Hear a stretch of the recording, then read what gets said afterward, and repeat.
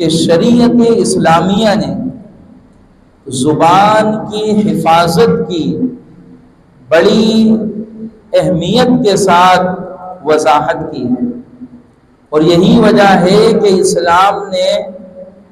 اپنے ماننے والوں کو انداز کلام سکھایا، آداب گفتگو سکھایا کہ اگر کوئی انسان کسی سے بات کرے تو بات کرنے کا کیا طریقہ ہونا چاہیے، کیا لب و لہجہ ہونا چاہیے، کیا انداز ہونا چاہیے، کس ٹیون میں کس سے بات کرنی چاہیے۔ شریعت اسلامیہ نے اس کے متعلق بڑی تفصیل سے وضاحت فرمایا۔ آپ دیکھیے اللہ تعالیٰ نے ایک مقام پر ارشاد فرمایا کہ وَقُولُوا لِلنَّاسِ حَسَنًا، فرمایا کہ لوگوں سے اچھی طریقے سے بات کرو۔ یہ اللہ تعالیٰ کا حکم ہے کہ جس طرح اللہ نے حکم دیا نا کہ اقیموا الصلاۃ، نماز پڑھو، زکوٰۃ ادا کرو اور دیگر معاملات کو انجام دو، ایسے ہی اللہ نے حکم فرمایا کہ لوگوں سے اچھے انداز میں کلام کرو۔ اور یہاں دیکھیے قرآن کے حسن کو دیکھیے، اللہ تعالیٰ نے فرمایا وَقُولُوا لِلنَّاسِ، ناس کہتے ہیں لوگوں کو، حالانکہ اللہ تعالیٰ نے یہ نہیں فرمایا کہ وَقُولُوا لِلْمُسْلِمِينَ، یہ نہیں کہا کہ مسلمانوں سے اچھے طریقے سے بات کرو، بلکہ فرمایا للناس، لوگوں سے اچھے طریقے سے بات کرو۔ اور للناس میں ہر بندہ شامل ہے، چاہے وہ امیر ہو چاہے وہ غریب ہو، دونوں سے اچھی طریقے سے بات کرنا۔ ایسا نہیں کہ سامنے والے سیٹھ صاحب آ گئے تو ہمارے گفتگو، ہمارے لب و لہجے کا انداز بدل گیا، اور سامنے غریب شخص آ گیا تو ہماری گفتگو کا انداز اور ہمارے لب و لہجے کا انداز بدل گیا۔ للناس، اس میں امیر بھی شامل ہے، اس میں غریب بھی شامل ہے۔ للناس کے اندر ہر بندہ شامل ہے، اور ہر بندے کے متعلق کہا کہ حسنا، کہ اس سے اچھی طریقے سے بات کرو، اچھے لہجے میں بات کرو، شگفتگی کے ساتھ بات کرو، شائستگی بھرے انداز میں بات کرو، کہ انسان کلام کو اتنے ادب کے ساتھ کرے کہ سامنے والا بندہ اس سے بات کر کے خود بخود خوشی محسوس کرے۔ یہ شریعت اسلامیہ کا حکم ہے۔ فرمایا وَقُولُوا لِلنَّاسِ حُسْنًا، فرمایا کہ لوگوں سے خوش انداز میں بات کرو، بہترین طریقے سے بات کرو، یعنی کلام کرنے کا جو بہترین طریقہ تم انداز کو اپنا سکتے ہو، کلام کرنے کے اس بہترین انداز کو اپناؤ۔ یہ شریعت اسلامیہ نے حکم فرمایا۔ پھر ایک مقام پر اللہ رب العالمین جل جلالہ وعم نوالہ نے اور ارشاد فرمایا، اور وہاں اللہ تعالیٰ نے اپنے محبوب کریم علیہ الصلاۃ والتسلیم کے حوالے سے فرمایا کہ وَلَوْ كُنْتَ فَظًّا غَلِيظَ الْقَلْبِ، فرمایا کہ محبوب اگر آپ تند روح ہوتے، یعنی آپ اگر سخت الفاظ ادا کرنے والے ہوتے اور سخت لہجے کو اپنانے والے ہوتے اور شائستگی کی بجائے درستی سے کلام کرنے والے ہوگے، اور فرمایا غلیظ القلب، اور آپ کا دل اگر سخت ہوتا تو فرمایا لَنْفَضُّوا مِنْ حَوْلِكَ، کہ محبوب یہ آپ کے ساتھ جو صحابہ اکرام کا، جو ان اہل عشق و محبت کا، جو ان اہل وفا کا، جو یہ آپ کی محبت کے پروانے ہر وقت جھرمٹ ڈھالے آپ کے ساتھ کھڑے ہوتے ہیں، اگر آپ کے بات کرنے میں درستی اور سختی ہوتی تو فرمائے محبوب یہ اہلیان وفا آپ سے دور ہو جاتے، یہ آپ کے قریب ہی نہ آتے۔ تو اللہ تعالیٰ نے اپنے محبوب کریم علیہ الصلاۃ والتسلیم کو حکم بھی دیا، اور حکم دینے کے ساتھ ساتھ طریقہ بھی سمجھایا کہ محبوب آپ نہ سخت لہجہ اپنائے، نہ درست لہجہ اپنائے، نہ بول چال کا ایسا انداز اپنائے کہ یہ جو اہل عشق و وفا آپ کے دیدار کے لیے، آپ کی قربت کے لیے آپ کے نزدیکی کے لیے، آپ کی بارگاہ میں فیض لینے کے لیے آئے تو یہ آپ کے سخت لہجے سے کہیں منتشر نہ ہو جائے، آپ کے سخت لہجے سے کہیں متنفر نہ ہو جائے۔ فرمایا محبوب ایسا محبت بھرا لہجہ اپنائے، ایسا پیار بھرا انداز اپنائے، کلام کرنے میں محبت بھرے جملوں کا ایسا انتخاب کریں کہ جو آپ کے پاس ایک بار آئے تو وہ حقیقت میں آپ کی غلامی کو اختیار کر دیتا ہے۔ تو یہ اللہ تعالیٰ نے اپنے محبوب کریم علیہ الصلوۃ والتسلیم کو بھی یہی درس دیا، یہی سبق دیا۔ اور فرمایا ایک مقام پر اللہ تعالیٰ نے، آپ دیکھیں نا سورہ الرحمن میں اللہ تعالیٰ نے فرمایا الرحمن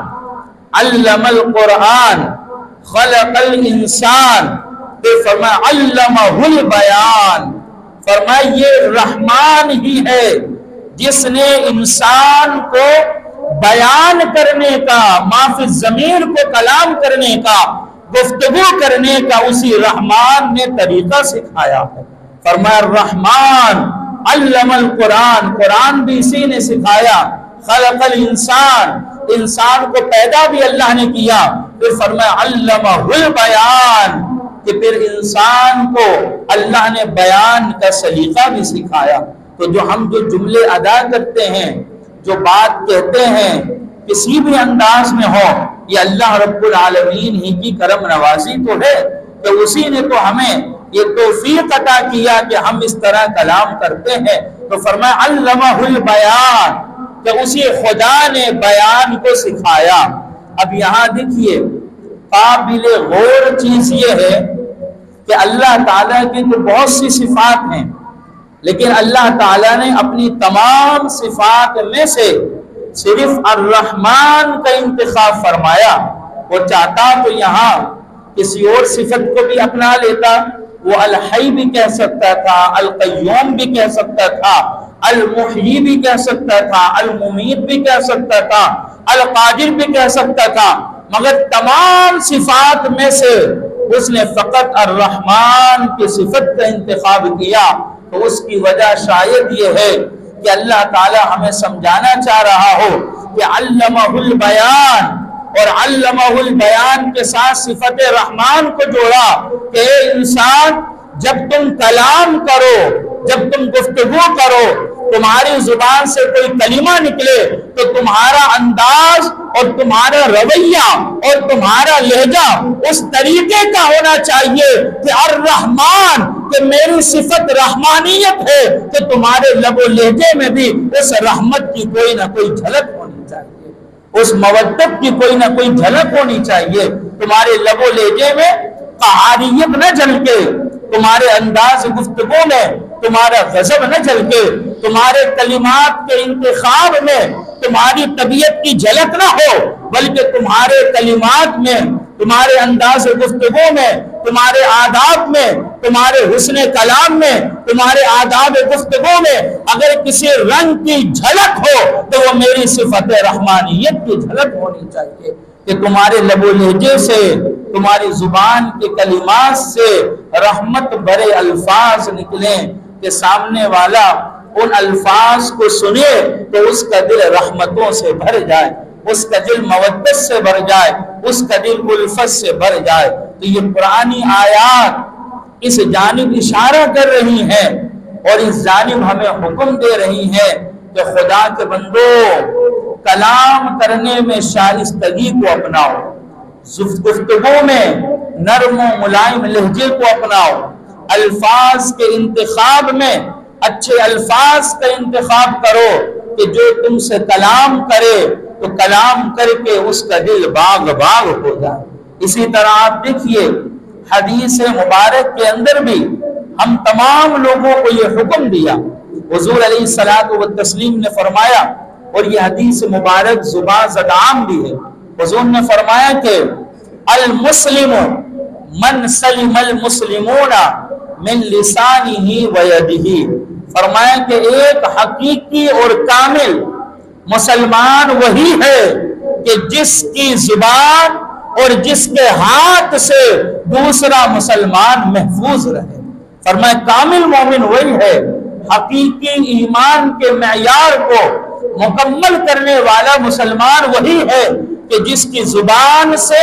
اور جس کے ہاتھ سے دوسرے مسلمان کو کوئی تکلیف نہ ہو۔ تو یہاں بھی آپ دیکھیے ہاتھ کا بھی ذکر اور زبان کا ذکر تمام اعضاء میں خاص طور پر اس لیے کیا گیا کہ یہی دو اعضاء ہیں جو دوسروں کے لیے باعث تکلیف بنتے ہیں، یہی دو اعضاء ہیں تو دوسروں کے لیے تکلیف کا سامان فراہم کرتے ہیں۔ تو حضور علیہ الصلوۃ والتسلیم نے انہی دو اعضاء کا تذکرہ کیا، فرمایا کہ اپنے ہاتھ سے اور اپنی زبان سے کسی مسلمان کو تکلیف نہ دینا کہ یہی تمہارے ایمان کا تقاضا ہے۔ اور پھر جب ہم اس روایت میں مزید غور کرتے ہیں تو آپ دیکھیے حضور علیہ الصلوۃ والتسلیم کے جو کلمات ہیں، حضور نے فرمایا المسلم من سلم المسلمون من لسانہ ویدہ، لسان کہتے ہیں زبان کو اور یدن کہتے ہیں ہاتھ کو۔ تو حضور نے فرمایا من لسانہ ویدہ کہ جب دو اعضاء کا بھی تذکرہ کیا تو ان دو اعضاء میں زبان کو حضور نے ہاتھ پر مقدم فرمایا، زبان کا ذکر پہلے کیا ہے اور ہاتھ کا ذکر بعد میں کیا۔ وجہ اس کی یہ ہے کہ ہاتھ کی تکلیف اور ہاتھ کا زخم مرہموں سے مٹ تو جاتا ہے مگر زبان کا زخم کوئی مرہم نہیں مٹا پاتا ہے۔ زبان کا زخم وہ ہاتھ کے زخم سے زیادہ تکلیف دہ ہوتا ہے۔ ہاتھ کو زخم دینے کے لیے قوت کا تقاضا کرتا ہے، جب قوت ہوگی تو ہاتھ سے تکلیف پہنچے گی، لیکن زبان کسی قوت کا تقاضا نہیں کرتی، وہ بغیر قوت کے بھی تکلیف دے دیتی ہے۔ اسی طرح ہاتھ سامنے والے کو اسی وقت تکلیف دے گا جب سامنے والا موجود ہوگا، جو موجود ہی نہ ہو تو ہاتھ اسے کیا تکلیف دے گا، مگر زبان سامنے والے کے حاضر ہونے کو اور سامنے والے کے غائب ہونے کو نہیں دیکھتی۔ بندہ حاضر ہو یا بندہ غائب ہو، زبان باہر کے صورت اس بندے کو تکلیف پہنچا دیتی ہے۔ تو اس لیے زبان کی تکلیف وہ ہاتھ کی تکلیف سے زیادہ ہے۔ تو حضور علیہ الصلوۃ والتسلیم نے ہاتھ پر زبان کو مقدم فرمایا اور فرما دیا کہ کامل مومن وہی ہے کہ جس کی زبان اور جس کے ہاتھ سے دوسرا مسلمان محفوظ رہے۔ اور پھر اسی طرح آپ دیکھیے حضرت حسان بن ثابت رضی اللہ تعالیٰ عنہ، آپ کو معلوم ہے کہ یہ دربار رسالت کے بہت بڑے شاعر تھے۔ تو جب صحابہ اکرام اس طرح کی محفل سجاتے اور کافر لوگ حضور علیہ الصلوۃ والتسلیم کی توہین میں کوئی گفتگو کرتے ہیں، کوئی بات کہتے ہیں، کوئی شعر کہتے ہیں، تو حضور علیہ الصلوۃ والتسلیم حضرت حسان کو حکم فرماتے احج المشرکین یا حسان، کہ حسان ذرا اپنے اشعار کے ذریعے کافروں کو تکلیف تو پہنچا دو، ذرا اپنے اشعار کے ذریعے کافروں کی وجود کر دو۔ تو آپ دیکھیے زبان کا وار اتنا سخت ہوتا ہے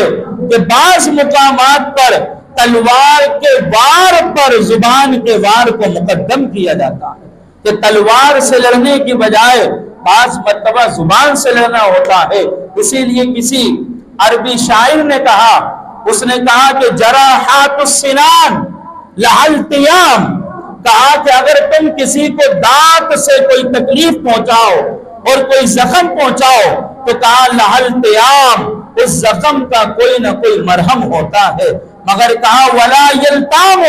ما جرح اللسان، مگر جو زخم زبان سے پہنچتا ہے پھر اس زخم کا کوئی مرہم نہیں ہوتا ہے۔ جراحات السنان لها التیام ولا یلتام ما جرح اللسان۔ تو اس لیے شریعت اسلامیہ نے ہمیں حکم دیا۔ آپ دیکھیں سورۃ البقرہ میں اللہ تعالیٰ نے اہل ایمان کو کہا، فرمایا کہ اے اہل ایمان تم اپنے صدقہ کو احسان جتا کر ضائع نہ کرو۔ یہ اللہ تعالیٰ نے فرمایا، یعنی اگر کوئی بندہ کسی کے ساتھ تعاون کرے، کسی کا سہارا بن جائے، کسی کے گھر کے چولہا جلا دے، کسی کے گھر میں راشن چھڑوا دے، کسی کے بچے کی اسکول کی فیس بھر دے، مسجد کے ساتھ تعاون کر دے، مدرسے کے ساتھ تعاون کر دے، اور بعد میں کہے کہ میری ہی وجہ سے تو تمہارا گھر چلتا ہے، میری ہی وجہ سے تو تمہارے بچے پڑھتے ہیں، میں ہی تو ہوں جو مدرسے چلاتا ہوں، میں ہی تو ہوں جو مسجد چلاتا ہوں، اور اس طرح کی بات اور احسان جتا کر فرمائے جو بندہ یہ عمل کرتا ہے، فرمائے اللہ تعالیٰ اس کے احسان جتانے کی وجہ سے اس کے صدقہ کو باطل کر دیتا ہے۔ پھر فرمائے کہ اے ایمان والو، احسان جتا کر تم اپنے صدقے کو باطل نہ کرو، فرمایا قول معروف صدقۃ من خیر، فرمایا کہ اگر تمہیں کچھ بھی نہ کرنا ہو تو فرمایا سامنے والے سے دو بات اور دو الفاظ اس طرح کے کر دو کہ سامنے والے کا دل تمہاری زبان سے بہل جائے، سامنے والے کا دل تمہارے کلمات سے بہل جائے، سامنے والے کی تکلیف تمہاری زبان سے دور ہو جائے، فرمایا یہ کر دو تو فرمایا خیر من صدقہ، اس طرح کی بات کرنا فرمایا یہ تو صدقے سے بھی زیادہ افضل ہے، یہ تو صدقے سے بھی زیادہ افضل ہے۔ تو عزیزان محترم، ہم جس دور میں جی رہے ہیں یہ زبان کے اعتبار سے بے باکی کے ایام ہیں کہ بے باک ہوتی جا رہی ہیں، زبانیں جری ہوتی جا رہی ہیں، زبانوں سے لگاموں کو نکال دیا گیا ہے، اور بالکل سرپٹ گھوڑے کی طرح زبانوں کو بے لگام کر دیا گیا۔ اخلاقی اعتبار سے ہم پستی کا شکار تو ہوئے، لیکن اس کے ساتھ ساتھ اب زبانیں اتنی بے لگام ہوتی جا رہی ہیں کہ ہم مذہبی معاملات میں اور عقائد کے معاملات میں بھی اپنی زبان کو بعض مقامات پر لگام نہیں دے پاتے۔ یہی وجہ ہے کہ بعض دفعہ ذات باری تعالیٰ کے حوالے سے ہم گفتگو کرتے ہوئے اپنی زبان کو جری کر دیتے ہیں، انبیاء کے بارے میں کلمات کو ادا کرتے ہوئے ہم اپنی زبان کو جری کر دیتے ہیں، صحابہ اکرام کے آپس کے معاملات کے بارے میں ہم اپنی زبان کو بے باک کر دیتے ہیں، اولیاء اعظام کے بارے میں ہم اپنی زبان کو بے باک کر دیتے ہیں، اور علماء دین اور مفتیان اعظام کے بارے میں بعض مقامات پر ہم اپنی زبان کو بے باک کر دیتے ہیں۔ حضور علیہ الصلوۃ والتسلیم نے فرمایا کہ اذا اصبح ابن آدم، کہ جب یہ آدم کے بیٹے صبح کرتے ہیں تو فرمایا کہ فَإِنَّ الْأَعْضَاءَ كُلَّهَا تُكَفِّرْنَا اللسان، کہ انسان کے تمام اعضاء وہ ہاتھ باندھ کر زبان کے سامنے کھڑے ہو جاتے ہیں، اور یہ سارے اعضاء ان سے کہتے ہیں اتق اللہ فینا، اے زبان تو ہمارے بارے میں اللہ سے خوف رکھ، تو ہمارے بارے میں اللہ سے ڈر کہ تیری ہی وجہ سے یہ اعضاء چاہے تو جنت میں چلے جائیں، اور تیری ہی وجہ سے چاہیں تو یہ اعضاء جہنم کا ایندھن بن جائیں۔ تو زبان سے رب کی توہین ہو جائے، زبان سے حضور کی گستاخی ہو جائے، اولیاء اعظام کی توہین ہو جائے، تو اللہ کے رسول صلی اللہ علیہ وسلم نے فرمایا من عادی لی ولیًا فقد آذنتہ بالحرب، کہ جو میرے ولی کی توہین کرے گا تو میں اس سے اعلان جنگ کرتا ہوں۔ اگر زبان سے اس طرح کا عمل ہو جائے تو سارے کے سارے اعضاء کو اٹھا کر جہنم کا ایندھن بنا دیا جائے گا، جہنم میں پھینک دیا جائے گا۔ اور اگر یہ زبان صبری بھی ہو کہ اس زبان سے کلام الہی کی تلاوت ہو، یہ زبان جھوٹ نہ بولے، یہ زبان غیبت نہ کرے، یہ زبان کسی کو تکلیف نہ پہنچائے، آداب زبان اور آداب گفتگو ہمارے درست ہو، تو اس زبان کی وجہ سے تمام کے تمام اعضاء وہ صحیح و سالم رہتے ہیں۔ تو حضور نے فرمایا کہ اس طرح اعضاء وہ زبان سے کہتے ہیں کہ ہم اعضاء کا بھرم تجھ سے ہے، ہم اعضاء کا وقار تجھ سے ہے، تو چاہے تو ہمیں وہ عزتیں عطا کر کہ ہم اوج سریا تک پہنچ جائیں، اور تو چاہے تو ہمیں ایسا ذلیل کر کہ ہم مقام تنزلی کے مکین بن جائیں۔ لہذا اس لیے ہم تمام لوگوں کو چاہیے کہ بے باکی کو ختم کریں، جرت کو ختم کریں، اور ادب کے ساتھ، اچھے الفاظ کے ساتھ، اچھے الفاظ کے انتخاب کے ساتھ ہم تمام مسلمان بھائی ایک دوسرے سے کلام کریں، ہمارے لہجوں کے اندر منافرت نہ ہو، ہمارے لہجوں کے اندر منافقت نہ ہو، ہمارے لہجوں کے اندر بڑوتی پن نہ ہو، بلکہ لہجہ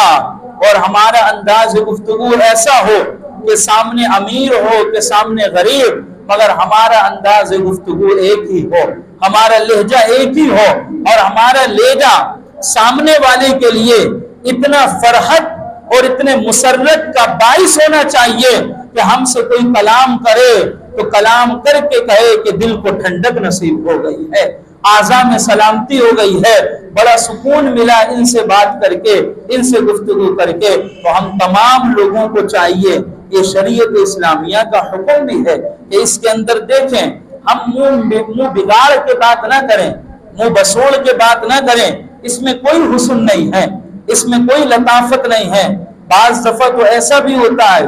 کہ انسان کسی سے سلام بھی کرتا ہے نا، تو ہم غیر شعوری طور پر، جان بوجھ کے تو کوئی نہیں کرتا، مگر غیر شعوری طور پر ہم ہاتھ تو ادھر ملاتے ہیں مگر چہرہ کہیں اور گھوما ہوا ہوتا ہے، اور ہاتھ ملا کے یوں چل بنتے ہیں۔ تو یہ طریقہ، اس طرح کا طریقہ، یہ طریقہ درست نہیں ہے۔ ہم تمام لوگوں کو چاہیے کہ اپنے ملنے کے معاملات کو بہتر کریں، اپنے انداز کو بہتر کریں، اپنی گفتگو کو بہتر کریں۔ ایسا نہیں کہ منہ میں جو لفظ آیا بس بک دیا، یہ کام نہیں ہونا چاہیے۔ شیطان تو پتہ نہیں کیا کیا لفظ منہ میں لے کر آئے گا، شیطان تو پتہ نہیں کیا کیا الفاظات منہ میں لے کر آئے گا، مگر ہمیں ہر لفظ کو منہ سے نہیں نکالنا۔ کچھ لفظ ایسے ہیں کہ جس کو منہ کے اندر ہی رکھنا پڑتا ہے۔ صحابہ اکرام حضور کی بارگاہ میں آئے نا، اور آ کر عرض کیا کہ یا رسول اللہ، کچھ باتیں ہمارے ذہنوں میں ایسی آ رہی ہیں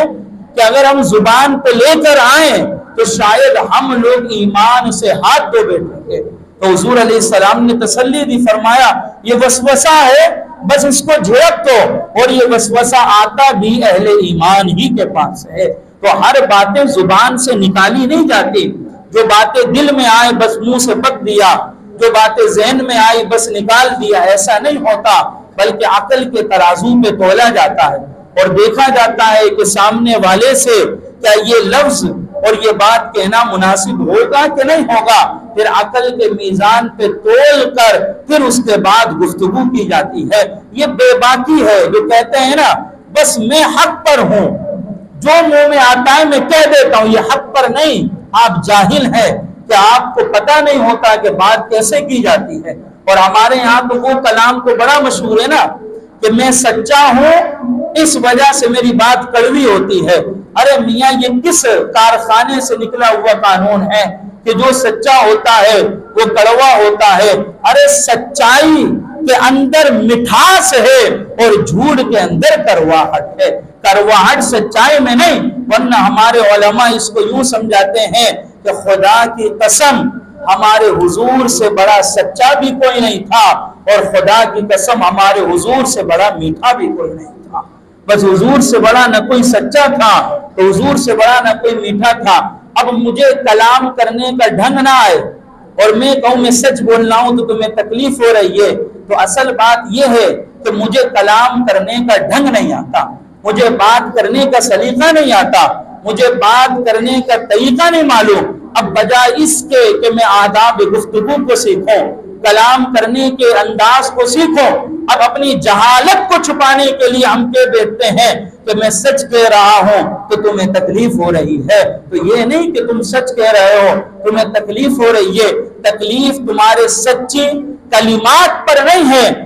تکلیف تمہارے انداز گفتگو پر ہے۔ اس انداز گفتگو کو بدلنا چاہیے۔ تو اللہ تعالیٰ کی بارگاہ میں دعا کرتا ہوں کہ اللہ تعالیٰ ہم تمام لوگوں کو اخلاق حسنہ کا پیکر بنائے اور اخلاق ذمیمہ سے ہماری حفاظت فرمائے۔ وما علیہ الا البلاغ المبین۔